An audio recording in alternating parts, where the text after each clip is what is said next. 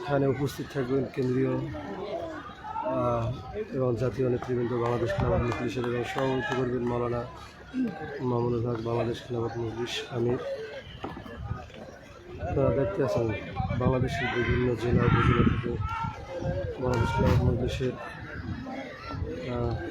কর্মী, যারা সংগঠন দ্বারা এসে উপস্থিত হইতেছে।